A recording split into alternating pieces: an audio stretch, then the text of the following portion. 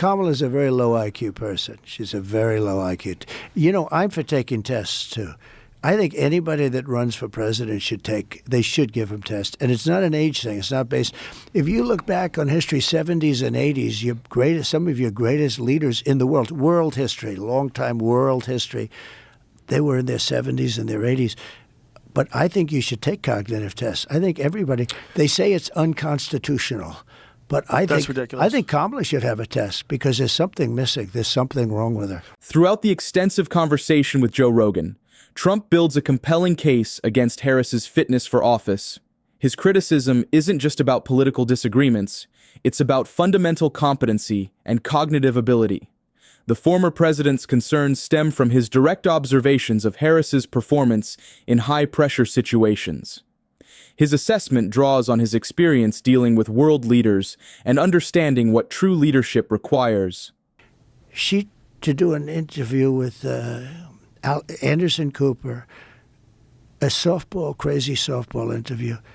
She took 2 days off and she studied all day long, and then she comes out with a result that was a real embarrassment. That was a really bad interview. She couldn't answer a question, and every question's not answered. I mean, like, what would you do your first day in office? Okay, I'll build a wall. I won't build a wall. There's 100 things you can say. Just say anything, right?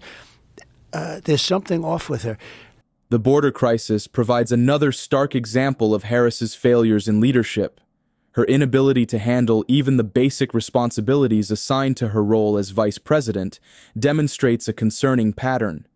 Trump's experience in both business and government gives him unique insight into what effective leadership requires.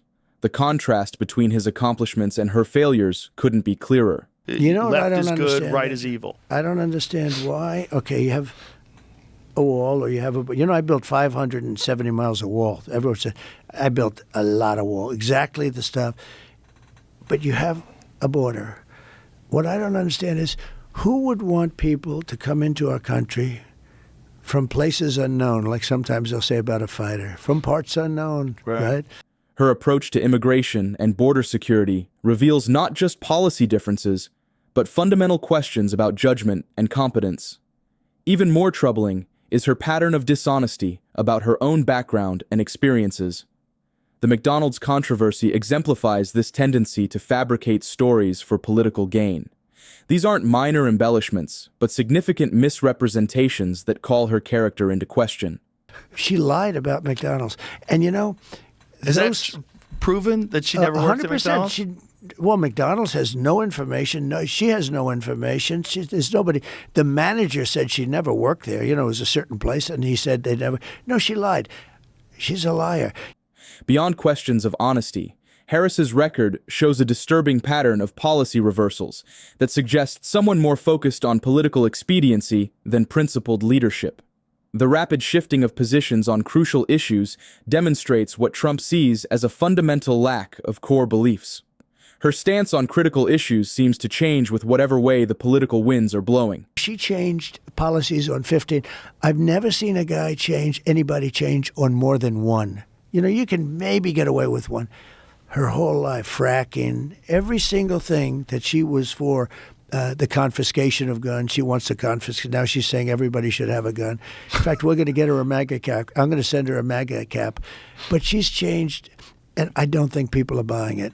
The contrast between Harris's demonstrated capabilities and the requirements of leadership becomes even more stark when considering the complex challenges facing America. Her approach to critical issues like law enforcement reveals a troubling pattern of putting ideology above public safety. The radical nature of her positions shows just how far removed she is from mainstream American values. She was to fund the police. She was to all these transgender operations. If you wanted a sex change and you were in detention and you demanded a sex change, they would give you a sex change. Well, the wildest one is this idea of giving free sex change to illegal immigrants. That's right. In detention. That is the wildest thing. But is that the biggest problem you have? Yeah. You just walked here from Guatemala. You need to become a girl? But she was in favor of it. The implications of her leadership style extend far beyond domestic politics. Trump's extensive experience negotiating with foreign leaders gives him unique insight into how America's adversaries view potential weakness in leadership. His successful handling of complex international relationships stands in stark contrast to Harris's approach. Russia would have never gone into Ukraine if I were president. How would you have stopped it? Automatic, two things. I told him. I said, Vladimir, you're not going in. I used to talk to him all the time. You're not going in. I can't tell you what I told him because I think it would be inappropriate, but someday he'll tell you. But he would have never gone in. The stakes for America's future, Trump contends, couldn't be higher. His experience in both business and government gives him unique insight into the devastating consequences of weak leadership. The contrast between his demonstrated ability to handle international crises and Harris's inexperience is particularly concerning. But you know why else he wouldn't have gone in? Oil prices at $40 a barrel wouldn't have allowed him, wouldn't have given him the money to prosecute that war, wouldn't have given him the money. I said it with I was with President Xi. I said it was almost the same conversation. With Vladimir, it was Moscow. With President Xi, it was Beijing. It was almost the exact same conversation. Harris's weakness on the international stage invites aggression from America's adversaries. Her inability to project strength and command respect could have devastating consequences for global stability. Trump's direct experience with world leaders provides crucial context for understanding what's at stake. They respected me. They respected our country. They don't respect our country. They don't respect Biden. They don't respect her. They're dreaming about her because she's incompetent. She's not a smart person. Look, she can't put two sentences together. She talks. I watched her 2 nights. I watched her last night, too. It was the same thing.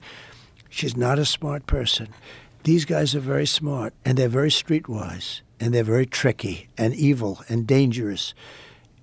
And if she becomes the president of the United States, which I can't believe can happen, I don't think this country is going to make it. I don't think we'll ever be. I think just really bad things will happen to our country. And you know what? I look at the outside forces and I say they can all be handled because we have a pot of gold. But we're not going to have that pot of gold to play with anymore. Well, some people are buying it because they want to buy it, because it's blue no matter who. There's a certain percentage of our population that's going to vote Democrat no matter what. That's true. They're pressured. There's their community, their ideology. Left I don't is good, understand right that. is evil. I don't understand why. Okay, you have a wall, or you have I built 570 miles of wall. Everyone said I built a lot of wall. Exactly the stuff. Trump's assessment of Kamala Harris presents a stark warning about America's future. His unique perspective, shaped by years of high-stakes negotiations and leadership experience, highlights the dangers of elevating someone he sees as fundamentally unqualified to the presidency. From her inability to handle basic media interviews to her concerning pattern of policy reversals, Trump's critique paints a picture of someone dangerously unprepared for the responsibilities of leadership. Her demonstrated weakness on the international stage, combined with her ideologically driven domestic agenda, suggests a leader who could fundamentally alter America's position in the world. The stakes couldn't be higher. A potential Harris presidency threatens not just America's economic prosperity, but its very standing as a global superpower. Her track record of failed initiatives, from the border crisis to foreign policy blunders, suggests someone who consistently puts political expediency above national interests. The choice facing America couldn't be clearer: continue down a path of weakness and inconsistency, or return to strong, principled leadership that prioritizes American interests and values. What do you think about Trump's assessment of Harris's capabilities? Have you noticed the policy reversals he mentioned in her recent speeches? Do you share his concerns about her ability to stand up to America's adversaries? Share your thoughts in the comments below, and let us know if you think America can survive a Harris presidency.